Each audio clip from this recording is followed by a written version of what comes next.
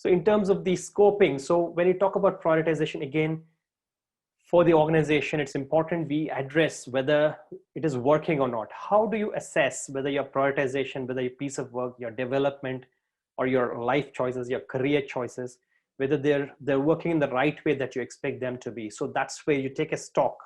So basically, this is called a Balanced Business Scorecard. This is again a tool from Kaplan.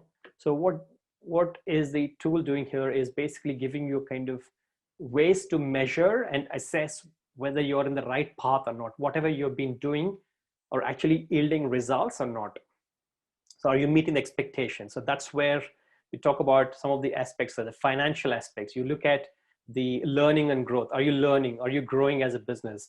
What are the aspects of financial? Is it increasing the income? Is it reducing the cost? Is it giving us more customers? Are we retaining customers, existing customers? Are we adding more customers? Or in terms of internal processes that we have in our own business, in terms of reducing the waste, are we contributing to the waste or are we increasing the waste? All of these, the downtime, how are we performing the downtime? So the Balanced Business Scorecard is actually a very effective tool to understand how our prioritization, is it going messy? Have we got our prioritization right or wrong, right? So that's something which you can try and do with this.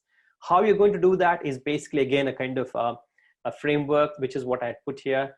Again, very rough level of saying that you can identify the target audience, the customers, stakeholders, define the problem statement. You define what needs to be measured. Are you measuring the customer satisfaction? Are you measuring the technical expertise? Are you measuring the learning that they have done?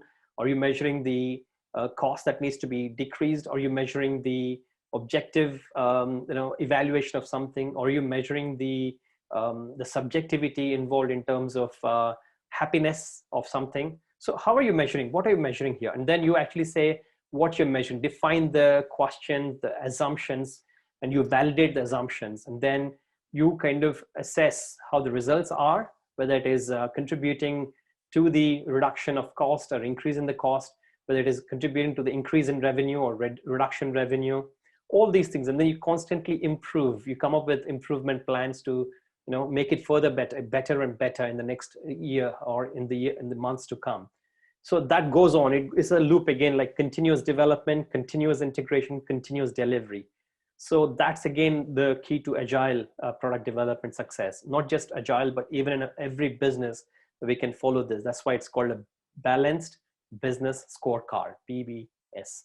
So again, a great tool, and I've just explained how you can use it to your advantage. Very powerful tool, and this is actually kind of giving you a good hand on your pulse, and in terms of the health of the business, health of your product, whether you're in the right direction, whether you're going with the right speed, whether you've got the right features, whether you've got your priorities right with respect to what should be delivered to the customers and how they're receiving your